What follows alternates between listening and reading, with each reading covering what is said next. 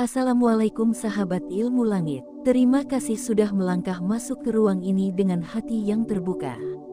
Kehadiranmu bukan kebetulan. Tidak ada klik yang terjadi tanpa izin dari Allah. Tidak ada jari yang bergerak tanpa skenario dari langit. Jika kamu sampai di video ini, berarti ada pesan yang sedang dititipkan untukmu. Pesan yang mungkin tidak pernah kamu dengar sebelumnya. Pesan yang bisa membuka pintu kesadaran pada diri sendiri. Sebelum kita mulai lebih dalam, kirim angka 77 di kolom komentar. Itu bukan sekadar angka, tetapi simbol energi positif yang kamu pancarkan kepada ribuan orang yang menonton bersama.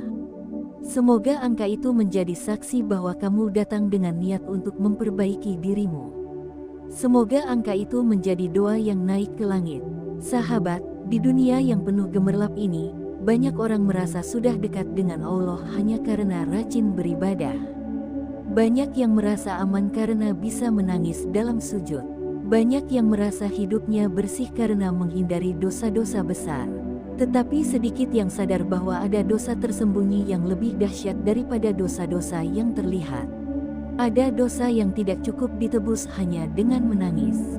Ada dosa yang tidak bisa hilang hanya dengan mengatakan aku bertaubat. Ada 6 dosa yang bisa membuat langit menutup pintunya, sekalipun seseorang menyesal di hadapan Allah. Bagian pertama ini akan menjadi fondasi dari perjalananmu. Kita tidak sedang membahas dosa untuk menakuti, tetapi untuk membuka mata. Untuk mengguncang hati, agar langkahmu ke depan tidak dibangun di atas kesalahan yang kamu anggap sepele. Aku ingin kamu mendengar setiap kalimat dengan hati yang hadir. Karena bisa jadi disinilah titik balik perjalanan hidupmu. Sebelum masuk ke dosa pertama, aku ingin kamu merasakan ini. Setiap manusia membawa cermin dalam dirinya. Cermin itu tidak tampak, tetapi memantulkan kondisi hati. Jika cermin itu bersih, maka cahaya mudah masuk. Jika cermin itu berdebu, maka cahaya terhalang. Dan dosa-dosa tertentu membuat debu itu semakin tebal hingga cahaya tidak bisa menembusnya. Itulah sebabnya seseorang merasa doanya tidak naik. Itulah sebabnya seseorang merasa hidupnya berat. Bukan karena Allah tidak sayang, tetapi karena ada penghalang yang ia biarkan hidup dalam dirinya. Mari kita mulai dosa pertama yang sering dilakukan tanpa sadar. Dosa yang membuat hidup seseorang terasa sempit meski ia rajin salat. Dosa yang membuat hati terasa gelap meski ia membaca banyak zikir. Itulah dosa menyakiti orang tua. Menyakiti orang tua tidak selalu berarti membentak.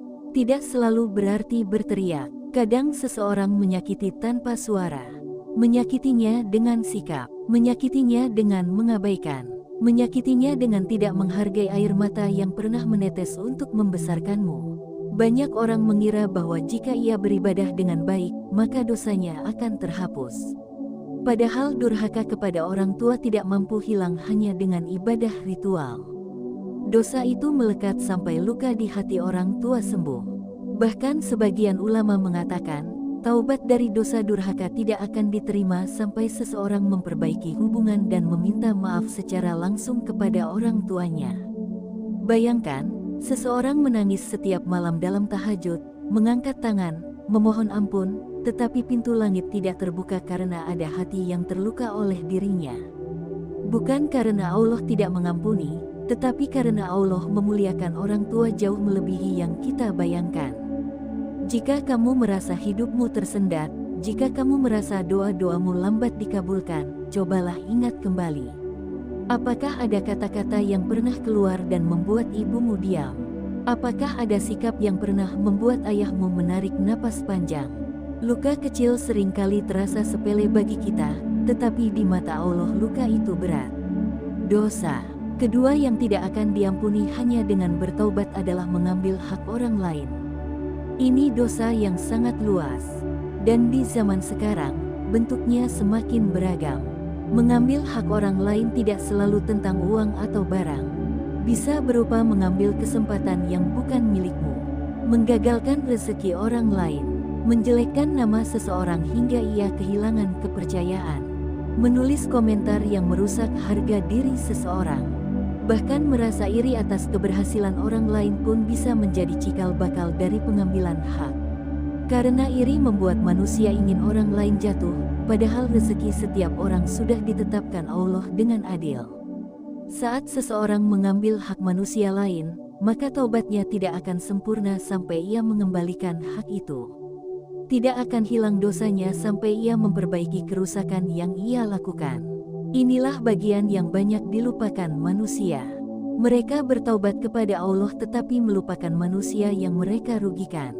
Padahal dosa antara manusia dengan manusia hanya bisa selesai di antara keduanya. Tidak cukup dengan kata aku menyesal. Tidak cukup dengan doa panjang dalam sujud. Jika kamu pernah merugikan seseorang, sekecil apapun, hal itu menjadi penghalang besar dalam hidupmu sampai kamu menyelesaikannya. Dalam perjalanan spiritual, dosa-dosa inilah yang menjadi batu besar di jalan. Banyak orang sibuk memperbanyak ibadah tetapi lupa membersihkan jalan yang mereka lalui. Bagaimana cahaya ingin masuk jika jalannya tertutup? Bagaimana hati ingin tenang jika masih membawa hak orang lain? Bagaimana hidup ingin terang jika orang tua yang harusnya menjadi pintu berkah justru menangis karena perlakuan kita? Sahabat ilmu langit, bagian pertama ini adalah undangan untuk melihat ke dalam diri. Jangan terburu-buru menyalahkan masa lalu. Jangan menghakimi diri sendiri. Ini bukan tentang menyalahkan, tetapi tentang menyadari. Karena kesadaran adalah awal dari perubahan. Jika kamu menyadari bagian ini, maka kamu sudah mengambil satu langkah lebih maju dibanding orang-orang yang mengabaikan tanda-tanda Allah. Setelah ini kita akan masuk ke bagian kedua. Dan di bagian kedua, pembahasannya akan semakin dalam. Kita akan membahas dosa yang tidak hanya mengunci pintu ampunan, tetapi juga bisa menghapus seluruh amal seseorang. Pembahasan akan semakin tajam, semakin membuka mata, dan mungkin membuatmu melihat sisi dirimu yang selama ini tidak kamu sadari. Tetap bersama, perjalanan ini baru dimulai. Jika kamu sudah siap melanjutkan langkah, kirim angka 77 di kolom komentar dan sambut bagian kedua dengan hati yang lebih jernih. Sahabat ilmu langit, jika kamu masih di sini, berarti hatimu sudah siap menapaki tahap yang lebih dalam. Kamu bukan penonton yang kebetulan lewat. Kamu sedang diarahkan untuk mendengar sesuatu yang akan menggetarkan nurani. Karena pembahasan kali ini menyentuh inti dari segala ujian manusia, tentang dosa yang tidak hanya menutup pintu ampunan, tapi juga bisa menghapus seluruh kebaikan yang pernah dilakukan. Kita telah memahami dua dosa besar di bagian pertama, yaitu menyakiti orang tua dan mengambil hak orang lain. Kini, kita memasuki dua dosa berikutnya, yang lebih berat, lebih halus, dan lebih sering dilakukan tanpa sadar oleh banyak manusia. Dua dosa yang bisa membuat seluruh amal menjadi hampa walau seseorang tampak sangat beriman di hadapan manusia. Dosa ketiga adalah syirik. Dosa yang paling dibenci Allah dan tidak akan diampuni sampai seseorang benar-benar membersihkan hatinya. Syirik bukan hanya menyembah selain Allah. Bukan hanya mempercayai kekuatan di luar kuasanya. Syirik bisa muncul dengan cara yang lembut, seperti kabut tipis yang menutupi pandangan hati. Seseorang bisa terjatuh dalam syirik ketika ia lebih bergantung pada manusia daripada kepada Allah. Ketika ia lebih takut kehilangan pekerjaan daripada kehilangan ridha Allah. Ketika ia lebih percaya pada nasihat manusia daripada pada petunjuk wahyu. Banyak orang yang berkata dirinya beriman, tapi di saat kesulitan datang, hatinya justru lari kepada makhluk. Ia mencari perlindungan pada sesama, tapi melupakan sang pemberi perlindungan sejati. Ia berharap pada kekuatan benda, jimat, atau simbol-simbol dunia yang ia yakini bisa melindungi. Padahal semua itu hanyalah ciptaan. Hanya debu di bawah kuasa Allah. Itulah bentuk syirik yang paling berbahaya, karena tidak disadari. Dan selama hati seseorang masih menggantungkan nasibnya pada sesuatu selain Allah, selama itu pula taubatnya belum sempurna. Sahabat, syirik ibarat racun yang pelan-pelan mematikan kesadaran.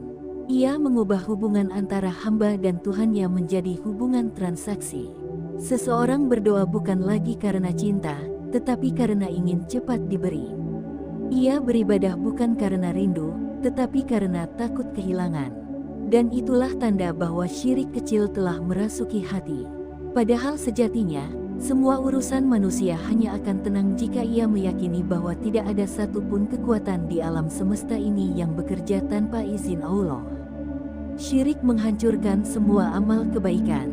Tidak ada kebaikan yang tersisa jika hati tidak lagi murni. Karena Allah tidak menerima ibadah dari hati yang bercabang.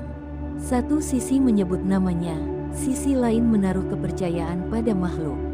Inilah mengapa syirik menjadi dosa yang tidak akan diampuni, kecuali seseorang benar-benar meninggalkan segala bentuk ketergantungan selain kepada Allah.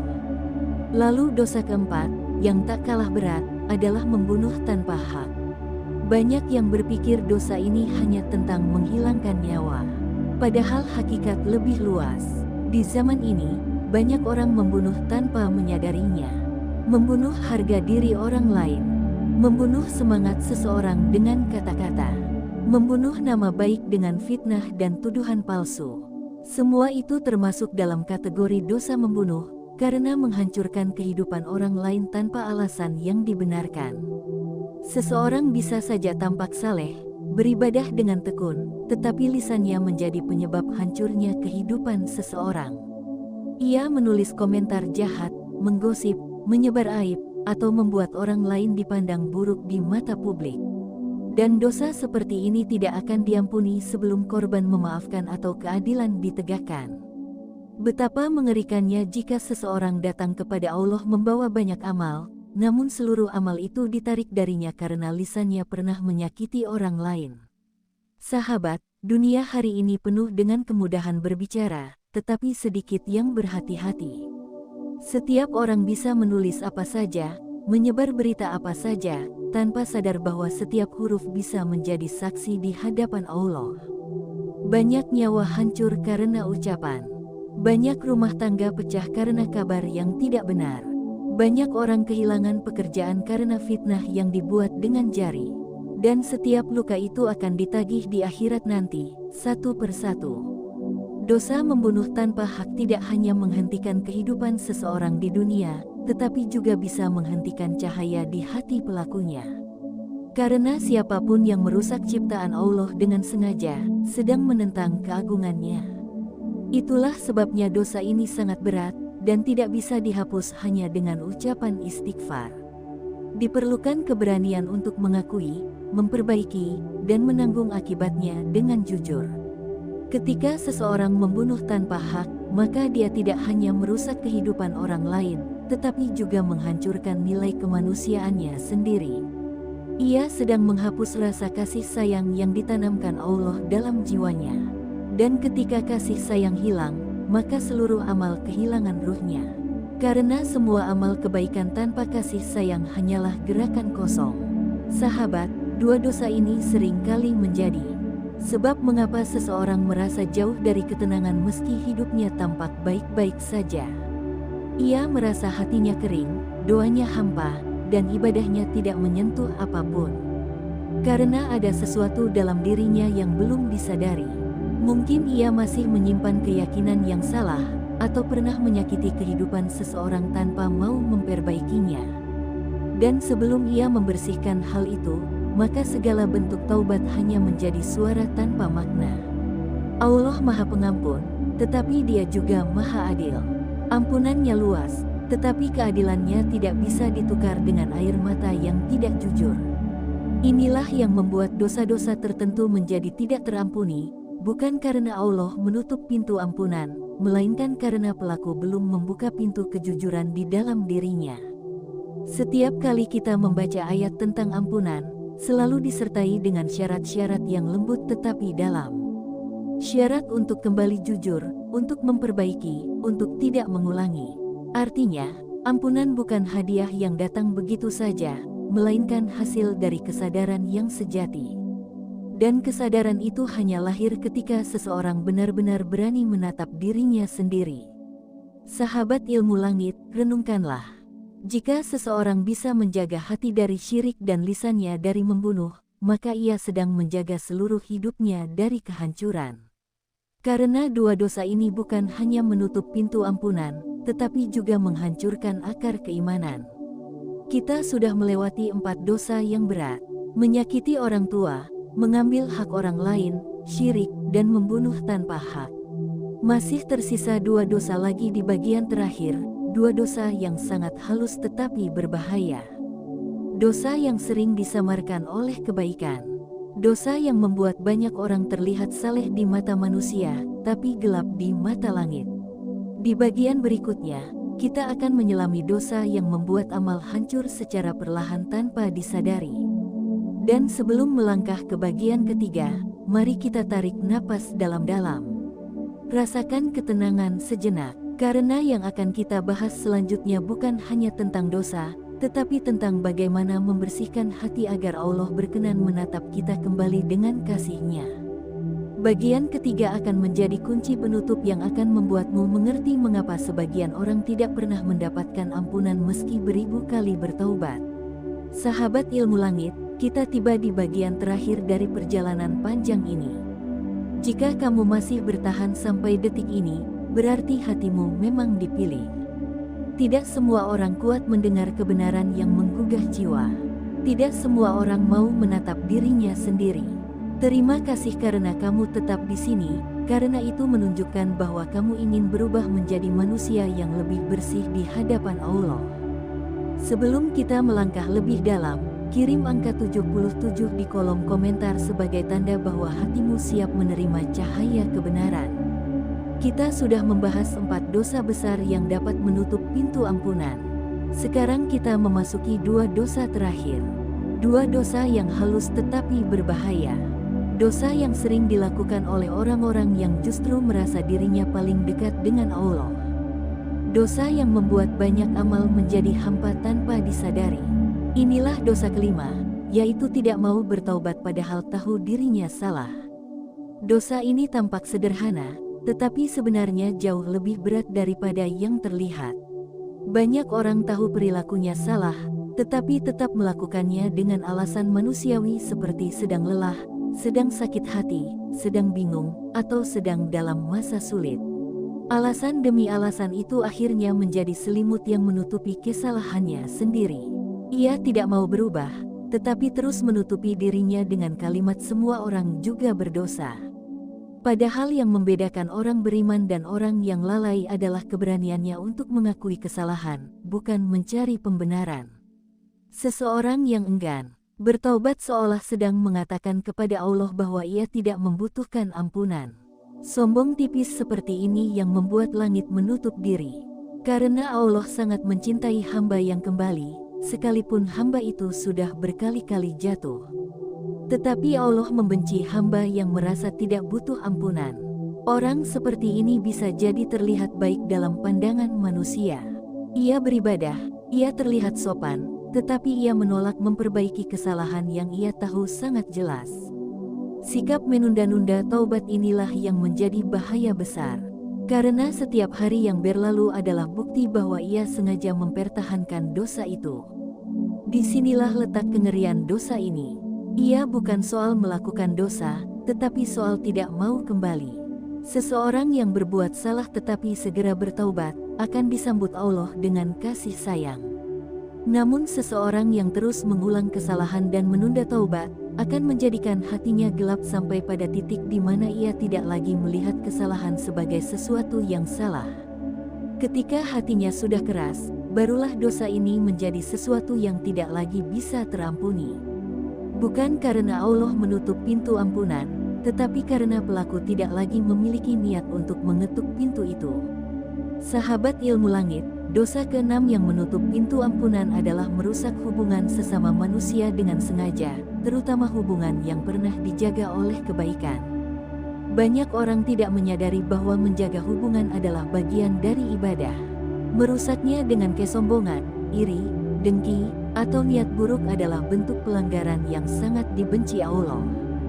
Contohnya adalah memutus silaturahmi, membuat perpecahan, menjadi sumber retaknya keluarga, atau menjadi penyebab putusnya persaudaraan antara dua orang yang sebelumnya saling mencintai karena Allah.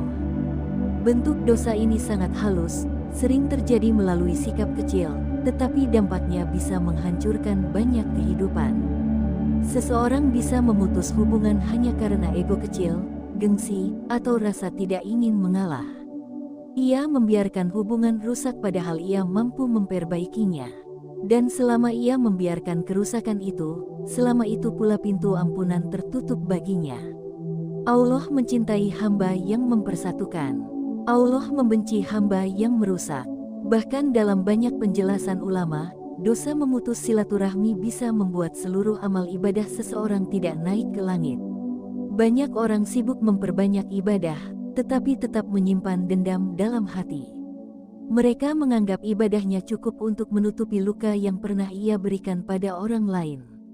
Padahal luka hati manusia tidak bisa ditutup dengan ibadah yang tidak disertai kerendahan hati. Merusak hubungan juga bisa berbentuk kebiasaan mengadu domba. Seseorang mengatakan sesuatu kepada orang pertama, lalu mengatakan hal lain kepada orang kedua, sehingga keduanya bertengkar. Tindakan semacam ini mungkin tampak seperti permainan kata-kata kecil, tetapi di mata Allah itu adalah perbuatan besar yang meruntuhkan kedamaian antara hamba-hambanya. Dan selama seseorang tidak memperbaiki kerusakan yang ia sebabkan, maka taubatnya tidak akan diterima. Dosa yang merusak hubungan ini seringkali dilakukan oleh mereka yang merasa dirinya benar. Merasa paling benar adalah jalan tercepat untuk jatuh dalam kesombongan. Sombong yang halus tetapi tajam. Seseorang yang merasa dirinya benar akan sulit meminta maaf, sulit mengalah, sulit memaafkan, dan sulit memulai kembali hubungan yang rusak. Padahal di dalam hati yang keras itulah dosa-dosa besar tumbuh dengan subur. Sahabat, 6 dosa ini bukan untuk menakut-nakuti, tetapi untuk membuka kesadaran. Banyak orang terjebak dalam pola pikir bahwa selama ia beribadah, maka ia aman. Padahal dalam ajaran yang murni, ibadah hanya akan diterima jika hati dalam keadaan bersih. 6 dosa ini bukan sekadar daftar larangan, tetapi cermin untuk melihat apakah hati kita masih hidup atau tidak. Jika dalam dirimu masih ada luka dari hubungan yang rusak, masih ada rasa sombong yang menolak taubat, masih ada ketergantungan selain kepada Allah, atau masih ada kesalahan yang merugikan orang lain, maka itulah penghalang yang harus disingkirkan. Allah membuka pintu ampunan setiap saat, tetapi hanya untuk hamba yang benar-benar ingin kembali. Bukan untuk mereka yang hanya mengucap taubat dengan lisan, namun hatinya tetap keras. Ingatlah, yang membuat seseorang jauh dari ampunan bukanlah besarnya dosa, tetapi kerasnya hati. Hati yang enggan mengakui kesalahan. Hati yang enggan merendah. Hati yang merasa sudah cukup baik. Padahal semakin seseorang merasa dirinya cukup, semakin ia jauh dari cahaya. Di titik ini, aku ingin kamu merasakan bahwa 6 dosa ini bukan tentang masa lalu, tetapi tentang masa depanmu. Setiap hamba pasti pernah salah, tetapi tidak semua hamba berani memperbaikinya. Jika kamu berani memperbaiki, maka kamu sedang membuka jalan bagi cahaya untuk turun ke dalam hidupmu. Kamu sedang membuka pintu rezeki, kesehatan, ketenangan, dan pertolongan dari Allah. Bagian ketiga ini bukan penutup, tetapi permulaan. Setelah memahami 6 dosa yang tidak akan diampuni tanpa kesadaran dan perbaikan, sekarang tanggung jawabnya ada di tanganmu. Bukan untuk menghakimi diri, tetapi untuk memperbaiki diri. Bukan untuk menyesali masa lalu, tetapi untuk memperbaiki masa depan. Sebelum kita menutup perjalanan ini, aku ingin kamu merasakan satu hal. Allah tidak pernah menutup pintunya bagi siapapun. Yang menutup pintu itu adalah hati manusia sendiri. Hati yang keras, hati yang enggan mengalah, hati yang enggan memperbaiki, itulah yang menutup pintu ampunan. Jika hati dibuka, maka ampunan akan datang. Jika hati dilunakkan, maka segala keruh akan hilang. Sahabat ilmu langit, perjalanan kita sudah panjang. Terima kasih karena sudah mendengarkan dengan hati yang terbuka. Kirim angka 77 di komentar jika kamu siap membuka lembaran baru. Semoga Allah membimbing langkah kita dan menghapus semua kesalahan yang lahir dari kelalaian. Semoga hati kita selalu dijaga agar tetap lembut, karena di dalam hati yang lembut terdapat cahaya yang mampu menghapus segala kegelapan.